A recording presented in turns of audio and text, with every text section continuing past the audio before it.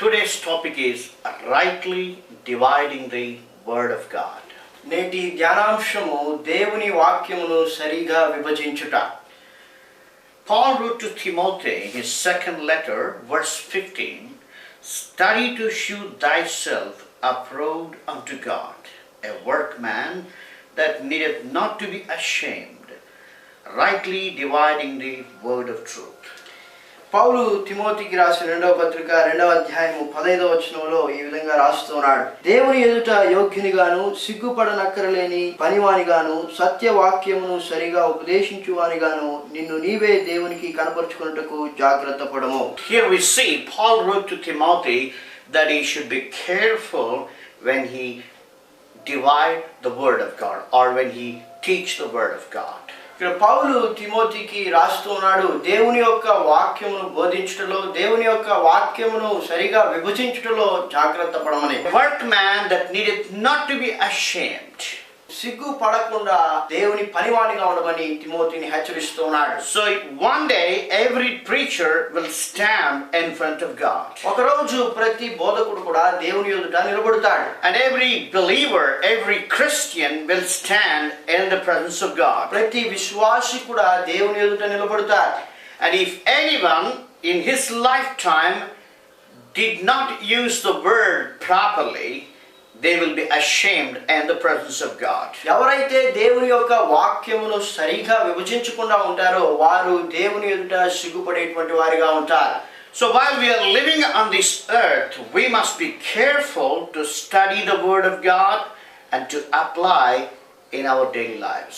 మనం ఈ భూమి మీద జీవిస్తున్నప్పుడే దేవుని యొక్క వాక్యమును మనం సరిగా విభజించి దాన్ని మన జీవితానికి అన్వయింప చేసుకొని దాని ప్రకారం జీవించాలి. And if you really study the word of God, if you really know the word of God, then you will know the power of God. దేవుని యొక్క వాక్యమును మనం నిజంగా తెలుసుకున్నప్పుడే దేవుని యొక్క శక్తిని మనం సంపూర్ణంగా పొందుకుంటాం. Psalm 1 verses from 1 to 3, it says, "Blessed is the man that walketh not in the counsel of the ungodly, nor standeth in the way of sinners, nor sitteth in the seat of the scornful. But his delight is in the law of the Lord, and in his law doeth he meditate day and night. And he shall be like a tree planted by the rivers of water, that bringeth forth his fruit in his season.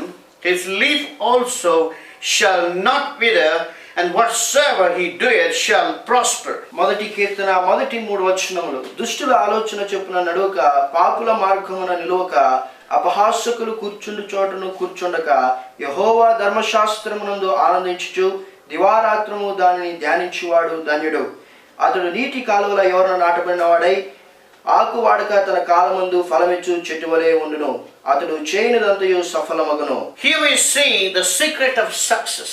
చదువుకున్నటువంటి వాక్యంలో ఒక మనిషి విజయవంతమైనటువంటి జీవితాన్ని జీవించడానికి అవసరమైనటువంటి రహస్యాన్ని మనం చూస్తూ ఉన్నాం. So everybody wants a victorious or a successful life. ప్రతి ఒక్కరు కూడా విజయవంతమైనటువంటి జీవితాన్ని కలిగి ఉండాలని ఆశిస్తూ ఉంటారు.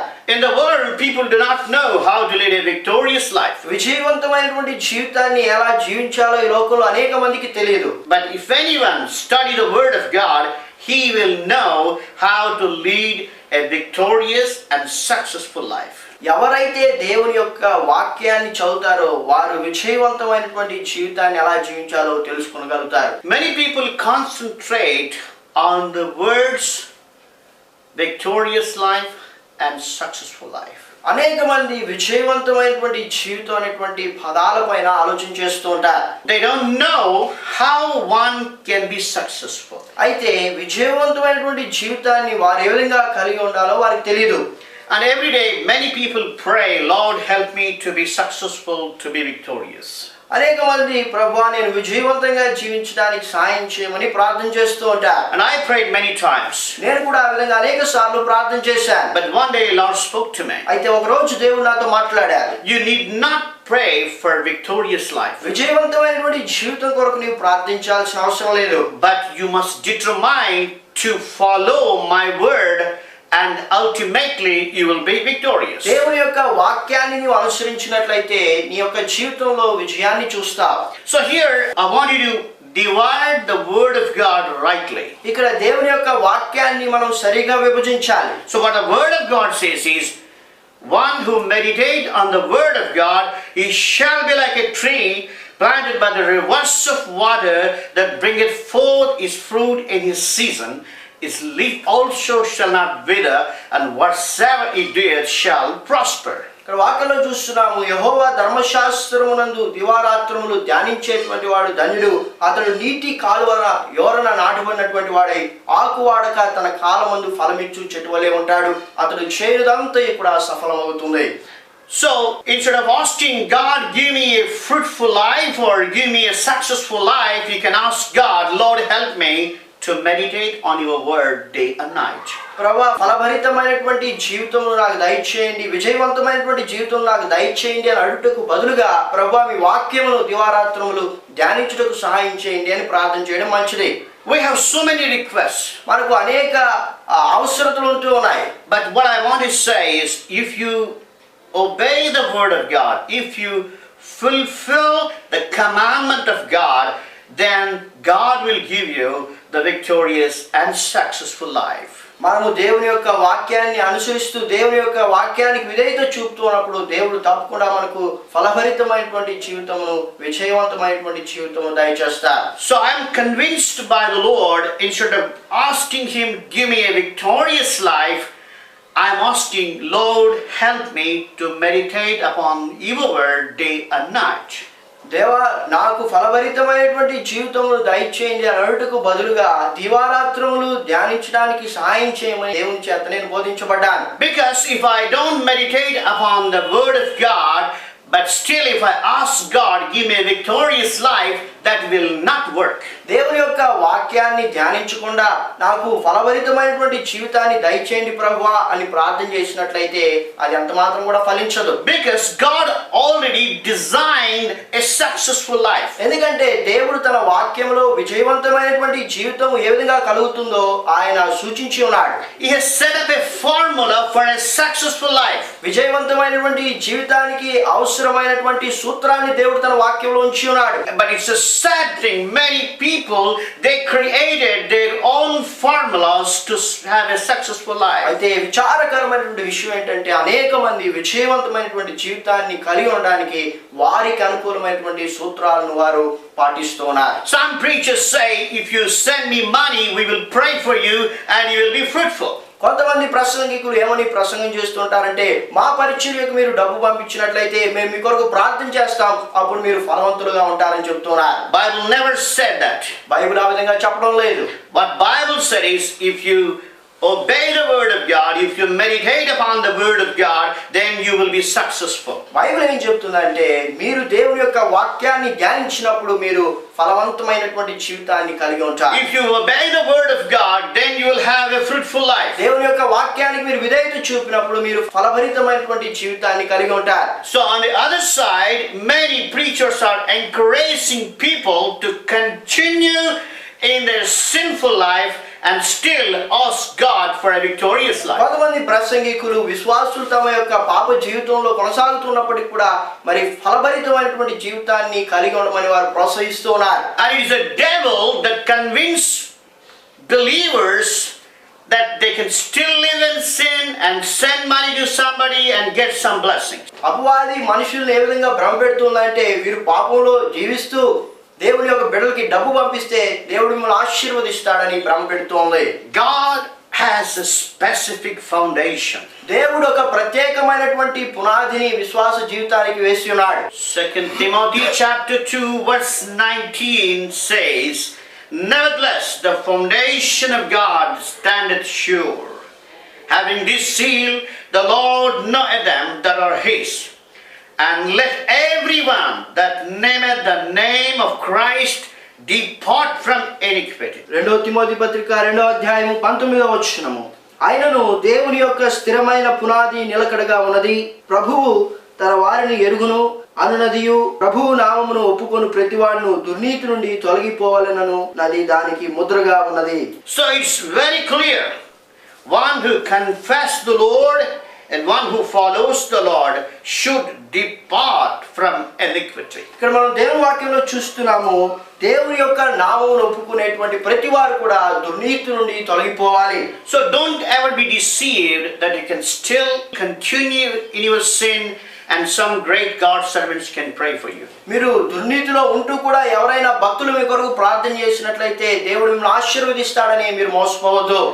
Remember when Joshua was leading people, they could not able to get victory over a small town. యెహోషువ దేవుని యొక్క ప్రజలను నడిపిస్తూ ఉన్నప్పుడు ఒక చిన్న పట్టణం పైన వారు విజయాన్ని సాధించలేకపోయారు. Before that, they had a great success over a great city. దానికి ముందు మనం చూసినట్లయితే గొప్ప పట్టణం పైన వారు ఎంతో గొప్ప విజయాన్ని సాధించడం మనం చూస్తాం. But after that, when they were going against a small city, they could not get victory. అయితే దాని తర్వాత వారు ఒక చిన్న పట్టణంపై యుద్ధానికి వెళ్ళినప్పుడు అక్కడ వారు విజయాన్ని సాధించలేదు. Don't you think Joshua was praying for victory? యెహోషువ వారి కొరకు ప్రార్థన చేయడం లేదని మీరు అనుకుంటున్నారా? Definitely Joshua prayed for the victory. తప్పకుండా యెహోషువ విజయం కొరకు ప్రార్థన చేస్తుంటాడు. Even though the great prayer warrior Joshua prayed for them, they could not get victory. గొప్ప భక్తుడైన యెహోషువ వారి విజయం కొరకు ప్రార్థన చేసినప్పుడు కూడా వారు విజయాన్ని సాధించలేకపోయారు. So people got shocked. అక్కడ వారు ఎంతగానో ఆశ్చర్యపోయారు. And especially Joshua got shocked. యెహోషువ ఎంతగానో ఆశ్చర్యపోయాడు. Because he knew God's power. ఎందుకంటే యెహోషువ దేవుని యొక్క శక్తిని ఎరిగినటువంటి వాడు. And Joshua thought they could easily get victory over that small city. ఆ చిన్న పట్టణం పైన చాలా సులభంగా విజయాన్ని సాధించగలమని అనుకున్నాడు. In spite of his prayers and in spite of everybody's prayer, they could not get victory. యెహోషువ ప్రార్థన ఇంకా అనేక మంది ప్రార్థన చేసినప్పటికీ కూడా వారు విజయాన్ని సాధించలేకపోయారు. Then God spoke to Joshua. యెహోషువతో దేవుడు మాట్లాడాడు. To get the victory, you must remove sin in the midst of Israelites. ఇశ్రాయేలీయుల ప్రజల మధ్య ఉన్నటువంటి పాపమును తీసివేయమని దేవుడు చెప్పాడు. Remember, God never said, okay, you have prayed to me and I will hear your prayer. Okay, I will give you victory. Go on. దేవుడు మీరు నాకు ప్రార్థన చేశారు కనుక నేను మీకు విజయాన్ని అనుగ్రహిస్తానని చెప్పడం లేదు. And many God's servants say, okay, brother and sister, don't worry, I'll pray for you and you will be succeeded. అనేక మంది భక్తులు ఏం చెప్తుంటారంటే పర్లేదండి నేను మీ కొరకు ప్రార్థన చేస్తాను దేవుడు మీకు సాయం చేస్తాడని చెప్తూ ఉంటారు. But remember, Joshua's prayer did not work for them. అయితే ఆ సమయంలో యెహోషువ ఇశ్రాయేలు కొరకు ప్రార్థన చేసినప్పటికీ కూడా అది దేవుని సన్నిధిలో ఆలకించబడలేదు. Because God has a order. God has a strategy. ఎందుకంటే దేవుడు ఒక ప్రణాళికను కలిగి ఉన్నాడు. ఆయన ఒక మార్గాన్ని కలిగి ఉన్నాడు. He wants to bless his people definitely, but at the same time he doesn't want his people to live in sin. దేవుడు తన ప్రజలను ఆశీర్వదించాలని ఖచ్చితంగా ఆయన ఇష్టపడుతున్నాడు. అయితే తన ప్రజలు పాపంలో ఉండకూడదని కూడా ఆయన ఆశిస్తున్నాడు. There's a reason God spoke to Joshua. Unless you remove sin from among the people, you will not get victory. అందుకే దేవుడు యెహోషువతో మాట్లాడుతున్నాడు, మీరు విజయాన్ని పొందాలంటే మీ యొక్క ప్రజలలో ఉన్నటువంటి పాపమును మీరు తీసివేసేయాలి. So God is speaking to you. Unless you come out of your sin, God will not bless you. దేవునితో మాట్లాడుతున్నాడు, నీ యొక్క పాపము నుండి నీవు బయటికి రాకపోయినట్లయితే దేవుడు నిన్ను ఆశీర్వదించడు. But remember, God wants to bless you. దేవుడు నిన్ను ఆశీర్వదించాలని ఆయన ఇష్టపడుతున్నాడు. God wants to help you. దేవుడు నీకు సహాయం చేయాలని ఆశపడుతున్నాడు. He is a loving God. ఆయన ప్రేమించేటువంటి దేవుడు. He is a gracious God. ఆయన కృప కలిగినటువంటి దేవుడు. He is a God of compassion. ఆయన చాలి దయ కలిగినటువంటి దేవుడు. But in spite of all that, God spoke to Joshua, unless the sin is removed, I cannot give you victory. అయితే దేవుడు యెహోషువతో మాట్లాడుతూ ఉన్నాడు, పాపము మీలో ఉన్నట్లయితే నేను మీకు విజయాన్ని దయచేయను. So remember, it is the order of God. ఈ విధమైనటువంటి క్రమమును దేవుడు కలిగి ఉన్నాడు. No matter how many people pray for you, ఎంతమంది నీ కొరకు ప్రార్థన చేసినప్పుడు, no matter how many great God's servants pray for you, ఎంత పెద్ద గొప్ప భక్తులు నీ కొరకు ప్రార్థన చేసినప్పటికి కూడా, but the answer from God is, unless you come out of your sin, you will not receive my blessing. దేవుడు చెప్పేటువంటి సమాధానం ఏంటంటే నీ యొక్క పాపము నుండి నీవు బయటికి రాకపోయినట్లయితే నేను నిన్ను ఆశీర్వదించలేను. But when you ask God, Lord, help me to come out of this sin, certainly God will help you. ప్రభా పాపం నుండి నేను బయటికి రావడానికి సహాయం చేయండి అని ప్రార్థన చేసినట్లయితే దేవుడు తప్పకుండా సహాయం చేస్తాడు. So Joshua prayed to God, and God told to Joshua, and they did what God said, and ultimately they got victory. యెహోషువ దేవుడు చెప్పినటువంటి ప్రకారంగా చేసినప్పుడు దేవుడు వారిపైన ఇశ్రాయేలుకు విజయాన్ని దయచేయడం మనం చూస్తున్నాం. So similarly, if you get right your life with your God, you will have victory. కాబట్టి దేవునితో నీ యొక్క జీవితాన్ని నువ్వు సరి చేసుకున్నట్లయితే తప్పకుండా నీ విజయాన్ని సాధిస్తావు. And also whenever you read the Bible, understand clearly. దేవుని యొక్క వాక్యాన్ని నువ్వు చదివినప్పుడు దాన్ని చాలా జాగ్రత్తగా అర్థం చేసుకోవాలి. What exactly God is expecting from you. దేవుడు నీ నుండి ఏమి ఆశిస్తున్నాడని నువ్వు తెలుసుకోవాలి. What exactly God is teaching you through that scripture. దేవుని యొక్క వాక్యం ద్వారా దేవుడు నీతో ఏమి బోధిస్తున్నాడన్నది నీవు జాగ్రత్తగా గమనించాలి. Don't take a tale of a small scripture and build your own doctrine. ఏదో దేవుని యొక్క వాక్యంలో ఒక చిన్న భాగాన్ని తీసుకొని దాన్ని ఆధారం చేసుకొని నీ యొక్క సొంత సూత్రాలు నీవు ఏర్పాటు చేసుకోవద్దు. Remember, God never compromises. దేవుడు ఎప్పుడు కూడా రాజీ పడేటువంటి వాడు కాదు. God will help you to come out of sin, but God will never compromise with you. దేవుడు నీ యొక్క పాప జీవితం నుండి నిన్ను బయటికి తీసుకొని రాగలడు కానీ నీవు పాపంలో ఉన్నట్లయితే ఆయన నీతో రాజీ పడేటువంటి వాడు కాదు. This scripture encourages us to meditate upon the word of God. ఈ యొక్క వాక్యము దేవుని యొక్క వాక్యమును మనం ధ్యానించాలని ప్రోత్సహిస్తుంది. But many people catch hold of successful life and prosperity, and they go on teaching on it. అయితే అనేక మంది ఈ యొక్క వాక్య భాగంలోని ఫలభరితమైనటువంటి జీవితం గురించి విజయవంతమైనటువంటి జీవితం గురించి మాట్లాడుతూ ఉంటారు. Remember, God is God. దేవుడు ఆయన దేవుడై ఉన్నాడు. God is not a man. దేవుడు మనిషి కాదు. And his character is very clear in the word of God. దేవుని యొక్క స్వభావము దేవుని యొక్క వాక్యంలో స్పష్టంగా మనకు కనిపిస్తుంది. And he will never change his character. దేవుడు ఎప్పుడు కూడా తన యొక్క స్వభావమును మార్చుకునేటువంటి వాడు కాదు. But God moves with compassion. అయితే దేవుడు ఆయన కృపా కనికరములు కలిగినటువంటి దేవుడు. And he will help his people to convict by the power of the word of God. దేవుని యొక్క వాక్యం చేత దేవుడు తన యొక్క ప్రజలను ఒప్పింపజేస్తాడు. So you must obey the word of God. కాబట్టి దేవుని యొక్క వాక్యానికి నీ విధేయత చూపాలి. And let us see another scripture to divide according to the word of God. రెండవ వాక్య భాగం మనం చూద్దాం. Psalm 37 verse 4 says, Delight thyself also in the Lord, and he shall give thee the desires of thine heart.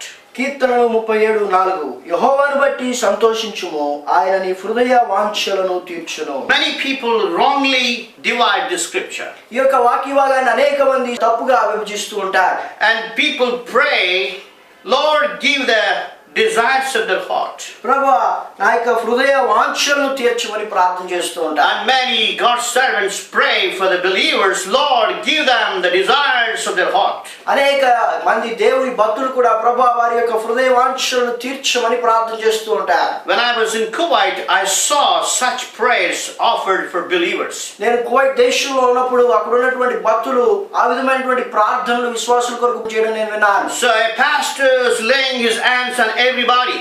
అక్కడ ఉన్నటువంటి సంఘ కాపురి విశ్వాసులపైన చేతులుంచి And he was praying this prayer, Lord, give them the desires of their heart. ప్రభువా వారి యొక్క హృదయ వాంఛలను తీర్చమని ఆయన ప్రార్థన చేస్తున్నాడు. My spirit grieved. నా యొక్క ఆత్మ ఎంతగానో దుఃఖపడింది. Don't take a part of scripture. ఏదో దేవుని వాక్యంలో ఒక భాగాన్ని మాత్రం తీసుకోవద్దండి. You know what comes out of a heart? మన యొక్క హృదయంలో నుండి ఏమొస్తుందో తెలుసా? The lust of the eyes and the lust of the flesh and the pride of life, all this comes out of our heart. శరీరాశ, నేత్రాశ, జీవపు డంబం అనేటువంటివి మన యొక్క హృదయంలో నుండి వచ్చేటువంటివి. And if someone prays to God, Lord, grant all the desires of my heart, ప్రభువా నా హృదయ వాంఛలు తీర్చండి అని ఎవరైనా ప్రార్థన చేసినట్లయితే, and most of them are definitely against the word of God. దేవుని యొక్క వాక్యానికి వ్యతిరేకంగా ప్రార్థన చేస్తున్నారని గమనించాలి. Remember, the condition or prefix of that scripture is delight thyself also in the Lord. ఈ యొక్క వాక్యంలో మూల భాగం ఏంటంటే యెహోవాను బట్టి సంతోషించాలి. Because when you delight in the Lord, then you will have a right desire, and when you have a right desire, then God will grant that desire. ఎందుకంటే నీవు దేవుని బట్టి సంతోషిస్తున్నప్పుడు నీలో సరైనటువంటి వాంఛ కలుగుతుంది. ఎప్పుడైతే నీవు సరైనటువంటి వాంఛను కలిగి ఉంటావో అప్పుడు దేవుడు దాన్ని నీకు అనుగ్రహిస్తాడు. So if someone delights in the Lord, if someone follow the word of God, they will have the desires according to the will of God. ఎవరైతే దేవుని బట్టి సంతోషిస్తూ ఉంటారో, ఎవరైతే దేవుని యొక్క వాక్యాన్ని అనుసరిస్తూ ఉంటారో వారిలో దేవుని వాక్యానుసారమైనటువంటి వాంఛలు కలుగుతాయి. So delight in the Lord, and even He will help you what you should desire. దేవుని బట్టి నీవు సంతోషించినట్లయితే నీవు ఎటువంటి వాంఛను కలిగి ఉండాలో కూడా దేవుడు నీకు తెలియజేస్తాడు. In connection to this scripture, we can read Psalm 25 verse 12, which tells, "What man is he that feareth the Lord? Him shall he teach in the way that he shall choose." కీర్తనల గ్రంథము 25వ అధ్యాయము 12వ వచనము, యెహోవా యందు భయభక్తులు గలవాడెవడో వాడు కోరుకొనవలసిన మార్గమును ఆయన వానికి బోధించును. Remember, God himself will teach that person what he should choose. ఏమి కోరుకోవాలో ఆ వ్యక్తికి దేవుడే నేర్పిస్తాడని వాక్యంలో మనం చూస్తున్నాం. When a person delights in the Lord, ఎవరైతే దేవుని బట్టి సంతోషిస్తారో, when a person fears the word of God, దేవుని యొక్క వాక్యానికి ఎవరైతే భయపడతారో, then God will inspire him, or God will teach him to desire something which will give glory to God and blessing to that person. అటువంటి వారి జీవితాల్లో దేవునికి మహిమకరమైనటువంటి వాంఛలను దేవుడు వారికి కలుగు చేస్తాడు. Then he will give the desires of that person. అప్పుడు నీ యొక్క హృదయంలో దేవుడు కలిగించినటువంటి వాంఛలను ఆయన తప్పకుండా తీరుస్తాడు. So you should divide the word of God rightly. కాబట్టి దేవుని యొక్క వాక్యాన్ని మనం సరిగా విభజించాలి. First you should study what is the condition. దేవుని యొక్క వాక్యాన్ని చదువుతున్నప్పుడు అందులో ఉన్నటువంటి నిబంధనను మనం జ్ఞాపకం చేసుకోవాలి. And in every promise there is responsibility. ప్రతి ఒక్క వాగ్దానము కూడా నిబంధనతో కూడినటువంటిది. And people catch hold of blessing and forget the responsibility. దేవుని యొక్క వాగ్దానాన్ని మనుషులు పట్టుకుంటారు కానీ అందులో ఉన్నటువంటి బాధ్యతను మర్చిపోతూ ఉంటారు. You should delight in the Lord in order to receive right things from God. దేవుని నుండి నీవు ఆశీర్వాదాలు పొందుకోవాలనుకున్నట్లయితే నీవు దేవుని బట్టి సంతోషించేటువంటి వ్యక్తిగా ఉండాలి. Let's pray. ప్రార్థన చేసుకుందాం. Dear Lord Jesus, ప్రియమైన యేసు ప్రభువా, I pray for everyone who are listening this message. ఈ యొక్క వర్తమానాన్ని వింటున్నటువంటి వారందరి కొరకు ప్రార్థన చేస్తున్నాం. Lord, give them desire to grow in their spiritual life. వారి యొక్క ఆత్మీయ జీవితంలో ఎదగడానికి కావాల్సినటువంటి ఆశను వారిలో మీరు కలిగించండి. Lord, help us to give glory to you. ప్రభువా, మీకు మహిమ చెల్లించడానికి సహాయం చేయండి. Help us to live for you, Lord. మీ కొరకు జీవించడానికి సహాయం చేయండి. In Jesus' name we pray. యేసు నామమున ప్రార్థిస్తున్నాము తండ్రి. Amen. 500 వాక్యములు, 1000 వాక్యములు, 2000 వాక్యములు మరియు 3000 వాక్యములు కంఠాపాఠం చేసిన వారు మొదట మీ ఇంటి యొద్దనే మీరు కంఠాపాఠం చేసిన వాక్యములు చూడకుండా రాసి మా చిరునామాకు పంపబడును. అవి పరీక్షింపబడిన తరువాత మౌలిక పరీక్ష తేదీ మీకు తెలుపబడును. అప్పుడు మీరు కంఠాపాఠం చేసి రాసి పంపించిన వాక్యములు నోటితో చెప్పవలను. అలాగూ చెప్పిన వారికి ప్రకటించబడిన బహుమతులు అందజేయబడును. ఎక్కడున్నారు దొంగలు అను ఈ పుస్తకమునందు ఆంధ్రప్రదేశ్ నేరస్తుల మధ్య సంచలనం సృష్టించిన నవల మరియు పాస్టర్ గాలి గంగరాజు గారి సాక్ష్యము ఉన్నది. మరియు వాక్యానుసారమైన ప్రార్థనలు అను ఈ పుస్తకమునందు వాక్యానుసారమైన ప్రార్థనలు ఉన్నవి. మరియు ఈ యొక్క పుస్తకము వాక్యమును కంఠాపాఠం చేయుటకు ప్రయోజనకరముగా ఉండును. ప్రభు కృపను బట్టి ఈ యొక్క పుస్తకము దేశ విదేశములలో అనేక మందికి ఆశీర్వాదకరంగా ఉన్నది. ఈ పుస్తకములు కావలసిన వారు స్క్రీన్ పైన ఉన్న మా చిరునామాకు 100 రూపాయల డొనేషన్ పంపించి కొనుగొనగలరు. Our ministry is giving gifts to encourage people to memorize the Word of God. If you are inspired to support this ministry, you can send your donations to our address. Our address is the Bible Foundation, Post Box number 13, Tirupati 517507, Andhra Pradesh, India. Our email addresses gali@jesusanswers.com and davidevangelist@hotmail.com. Our mobile numbers 94400